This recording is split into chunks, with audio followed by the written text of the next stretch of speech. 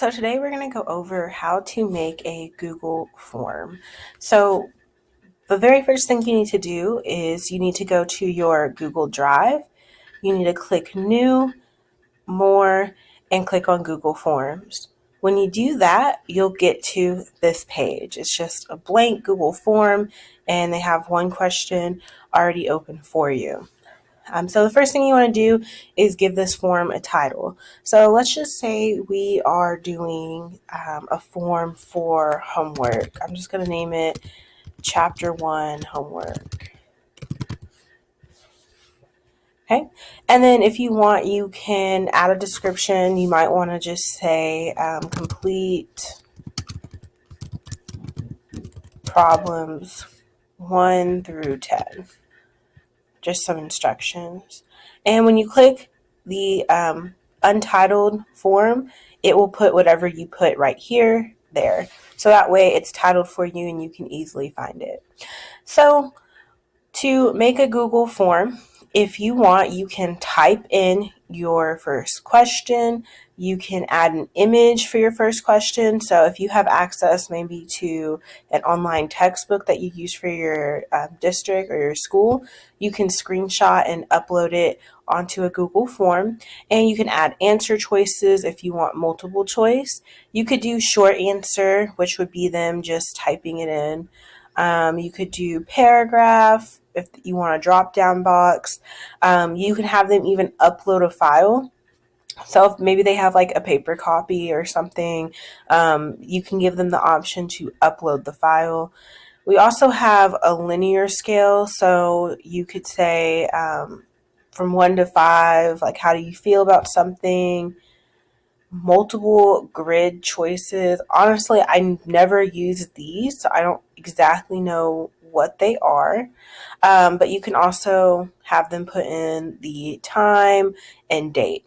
But let's just say for the first question, you actually really want them to be able to type their first and last name. Because if your students, if they have a Google account that uses their student ID number, if you collect email addresses, that's all you're going to see. So I know we don't remember our students' student ID numbers. So my first question to them is always, what is your first and last name? And I always like to capitalize and, because I want them to know I want their first and last name. I like to put emphasis on that. And that's going to be a short answer. And I want to make sure that they absolutely answer this question. So I'm going to make it required. If you don't make this required, they can leave it blank and still move on. So we don't want that. And I typed this wrong. So after that, I say, what is your first and last name? I teach middle school. So when I add another question, you just click the plus sign, add question. I like to say, what class period are you in? And when you do that, because you can easily make a spreadsheet from all of their answers, you can easily sort through the students and you can sort them through class period as well. So for this one, I like to make it a drop down box. So I might have like first period, I'll have a second period, fourth period, and so on. So again, this will be a required option. So I'm going to make it required. Okay. And then usually if I just want this to be the first page, I don't want them to start scrolling down and working on the problems yet. So I'm going to make this its own section. So when they open up the homework, they'll see this first. I keep messing up on this question. They'll see this first, and then I want them to have another section. Okay. Well, I want this to be in the first section, so I'm going to move it up. So they'll open the form and they'll see this and they'll have to submit. And then they can go on to the next section. So from here, you can go ahead and title the next section, or you don't have to. If you don't want a title, just erase untitled section. And you can still put a description if you want. And I'm going to, again, copy the same description because I want them to complete the problem. So the description is kind of like their instruction space. So I have that, and now I'm going to add another question. So you can import questions if you want. So if you have other forms, you can import the same question. So I usually do this first section the same, so I could have imported that. If you want to add a title and a description, so again, it's kind of the same thing as this or the title of the section. You can do that. To delete, you just click the trash. Again, if you want to add a picture for any reason, so let's just say if you wanted to virtually send in a syllabus to your parents and also ask some questions and get information, you can upload your syllabus as a picture. You can upload any picture you want. What I really like is you can embed a YouTube video into this. So you can have students watch a video and they can answer questions about it. So that would be really good for maybe reading, if you did like read-alongs online and then you wanted them to answer certain questions. You could split it up and then you can insert the YouTube video. So that's really good. And again, that's just to add the section, the two rectangles. So I added a new section. These are going to be my problems. So let's just say I want to add an image for this one, and I'm going to do a Google search through here. So I don't have to open a new tab and search Google for it. You can actually do this right here. I'm just going to do USA map, and I want a blank one. And let's see. Actually, I'm going to do this right here. And I'm going to insert. So if I was a geography teacher and I wanted to ask a question, I'm going to leave the title blank. My question would be, what state is highlighted, or I'll say is shown in red? And you can give them options. You can say Georgia, and I clearly don't know how to spell Georgia. Georgia, Texas, Louisiana, let's say Alabama. No, let's do Mississippi. Okay, so I'll give them 4 options. So then they need to select which one's the correct option. And again, this question is going to be required. And what I want to do is I want to actually make this a quiz. So I want to make sure it's self-graded. So what I'm going to do is I'm going to head to settings. I usually don't collect email addresses, so I might say limit to 1 response. So the students will have to be signed into Google. They only can submit it once. Maybe I can allow them to edit after responses if you want. Maybe I want them to be able to see the summary charts. I usually don't. Maybe you want them to shuffle the question order so not everyone has the same type of question at the same time. And at the end, you could even write a little response. So when they submit it, I can say, thank you for submitting your homework. And then we're going to go over to quizzes. So I'm going to make this a quiz. So release grade immediately after each submission. So if you do this, the grade should automatically be loaded into Google Classroom. You just kind of have to import it in and it's there. Or you can manually go over each and every one. So depending on the type of grading or questions that you have, you may want to choose this one, but I just recommend to choose immediately after each submission.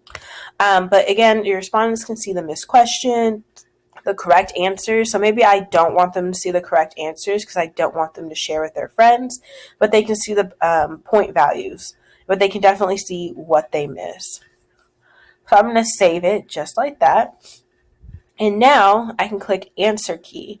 And now I need to label which of these answers is correct. So I'm going to pick Georgia. And let's just say this is 10 points. And done.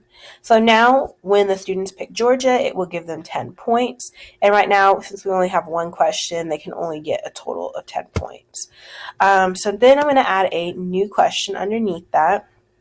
And maybe I want to add a video. Let's just cat in the hat for breeding. So let's see what pops up. So I'll just select the first video. Obviously, if you're selecting something off YouTube, make sure to watch it beforehand, just to make sure it actually is appropriate. There's been so many times where there'll be a video and it's not actually child appropriate and they sneak something in there. So definitely watch the whole video beforehand. If you want to label the video, again, you can do so. If not, maybe I'll just say Cat in the Hat video.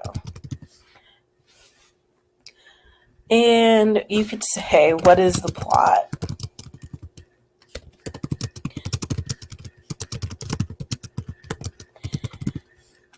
And for this one, if you want, you can have multiple choice. If not, you can do short answer.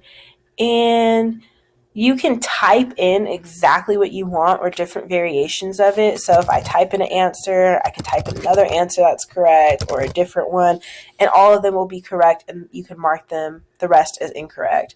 But since this is a problem or a question that can have so many different answers or different ways it's worded, this is just going to be something you kind of have to review.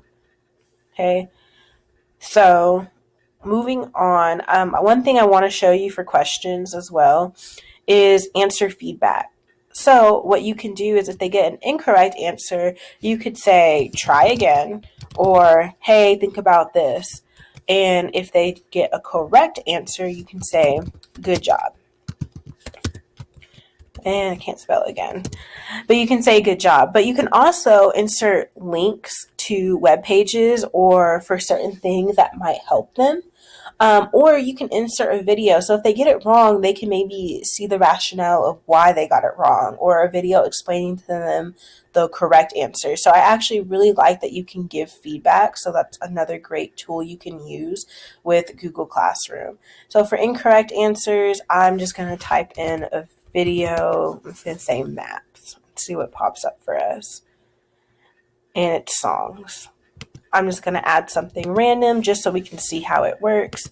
So I'll save that. So feedback for incorrect answers. So I'll get this weird video. Okay, and I'm going to hit done. So that's one way you can kind of make quizzes on Google Classroom. Again, this is just kind of a little bit basic. There's so many different things you can do with Google Forms, and you can even make, escape rooms. You can make like test correction forms, and I actually have a test correction form, and it's really cool because you can have them select one answer and they get brought to a certain section. And let me show you guys. So here's a quiz corrections form that I've made, and again, you can see they type in their first, their last name, and then I have a separate section. So what is the first problem that you got wrong? So for us, we have like 4 question quizzes each week. So that's why there's only 4, but you can easily add more. But whatever problem they select, so if they select problem 1 or 2, they're going to skip this section and they're going to go to the section labeled problem 2. So in order for me to be able to do that, when you click on this problem, you can see if they select problem 1, they're going to problem 1, which is section 3. So I like to label my sections to make it easy for me. But if they select problem 2, they're going to problem 2, and so on. So for us to do that, so let's make another question here, multiple choice, and I'm just going to type some random question, and I'm going to, I still want this multiple choice. And maybe something here, and something here. So what you can do is you're going to click the 3 dots and you're going to say go to section based on answer. So when you do that, depending on what they select, you can have them go to a different section. So they might never see this section. They might just have to skip all the way to this section. So again, you can use this for like quiz correction forms, test corrections. Maybe if you want to do an escape room and they select an answer and it was wrong, you can have them go to a section that says, oops, wrong answer, and then have them keep going and so on. So it's pretty cool. I really like it. Again, each time I did this and I took off a problem. So again, what section do you need to go to? And if you click I'm done, it's going to submit the form for you. So what it looks like from a person who's trying to fill this out, you can always check in the top corner, there's a preview button. So I'm going to click preview. And again, it says, what is your first and last name? So I'll just put that I may be in first period. I'm going to click next. So on my quiz, maybe I got problem 3 wrong. That was the first problem I got wrong. So problem 3, complete the corrections for problem 3. What did you choose? I chose B. Why did you choose this answer? Well, when I did the math, that's what I got. And again, not the best typer here. And then now what is the correct answer? So let's say that correct answer is actually A. How did you get your new answer? So you'd have them explain their steps in reasoning. First, I did this, then I did that, and so on. And then they're going to click next. And then what was the next problem you got wrong? Well, that was the only one, so I'm done. Submit. And it says click submit to finish. So I did that. And this is a custom message I added at the end. Your hard work will pay off. Great job on finishing your corrections. So again, that custom message can be found in settings. It can be found in presentation and the confirmation message. So that's the message that they're going to see at the end. And last thing I want to show you guys is responses. So you sent out the form to your students to fill out, and you'll start getting responses in. So you can see a summary. Here's everyone's first and last name, what class periods, what is the problems that they got wrong, so the first problem they got wrong, and so on. So a lot of people got number 3 wrong, and you can see all these different answers. So that's another great tool. You can look at it per question, see each person. You can see what was the first problem that everyone got wrong. You can look at it on an individual basis. So here's my test corrections form. Maybe you want to look at somebody else, so you can go until you find theirs, and so on. One thing I will say with the test corrections form is when you find out what the correct answer is, you might need to make a new form for every single quiz or test you have, but you can add this as a quiz and you can give them points if they get the correct answer on this question. So that's one thing that I probably would add whenever we have our quizzes. But other than that, this is kind of what a finished test quiz corrections form looks like. This is how you can have them go to a certain section based on their problem. And on this one, this is how you can make a homework or a quiz for them. So if I was logged into my actual work account, there would be a way under settings where I could actually lock the quiz. So it would say lock Chromebooks or something like that, where the students would not be able to go to a different page. They would only be able to finish this form, and after that, after they submit, then they can go to a different page. But since I'm not in my work account, that doesn't show up for me. But if you're in your work account, you will have something like that where it will lock the quiz, and it gives you that extra little security that they won't be, going to other pages and trying to search for answers. So that's another really good way to make sure you're getting accurate data from your students and seeing what they know. And again, if you want to pretty this up, you can change the theme color to a different color. You can choose an image, so you can upload your own image if you have one, or you can choose one of these. Lots of people choose these. These are pretty basic for school and work and whatnot. But again, you can make it whatever you like. So if you want to make it very kiddish, I might want to insert this, and then it's going to insert a picture up here.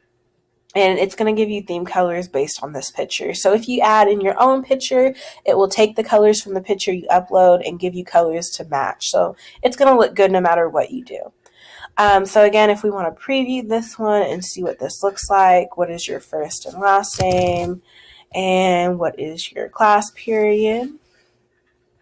So complete problems 1 through 10. So we didn't add a title for this picture, so there's no title. What state is shown in red? Georgia. And you could even say watch the Cat in the Hat video and answer the questions below. That would probably be a better title, but you can have them watch the video, and I'm just going to type something and hit submit. So thank you for submitting your homework. That was the custom message that we put. And now we allow the students to view their score whenever they're done. So let's see what we got wrong. So that's fine. So it says 10 out of 10. I got it right. So perfect. And it says it's automatically going to say that I got this wrong, but it needs to be graded. So you can, again, go back and let's see. Let's go back to our page. So you can go back in. You have one response now. I can go to a certain question, or I can go to an individual, and I can go over and I'm like, you know what, I like their response. They have a 10, and make sure you hit save, and it's going to update this. And I'm not sure why that still says X, but you can also give individual feedback. I can say good job or good work. Okay, so let's see if it's going to let me take this. It should let me take the quiz again. So since I've already filled this out, it's not going to let me take the quiz again because we did select you can only take it one time. So even though I made the quiz and I was in preview mode, it's still only going to let people take the quiz one time. So if you have someone that you want to let them retake the quiz, what you can do is you can go find their answers or their quiz and delete it. So when you delete their responses, I'm going to exit out of this. When you delete their responses, click and they open it again, they should be able to take it again. So again, you're deleting all of their responses and they have to take it all over again. So this time I'm going to select the wrong answer, type something in there, and view score. So since I got the wrong answer, remember our feedback was this weird video, and I really don't want to play it because it looks kind of creepy, but this is something, an instructional video for your kids, and they can go back and watch it and see, well, why did I get this problem wrong? So I love the feedback, so that's also very great. So that's basically it for Google Forms. If you have any questions or if you need help making your own Google form or homework, definitely let me know. If you want the quiz corrections, I'll leave a link below for that. And again, thank you for watching. If you liked the video, give it a thumbs up and be sure to subscribe for more ed tech tips.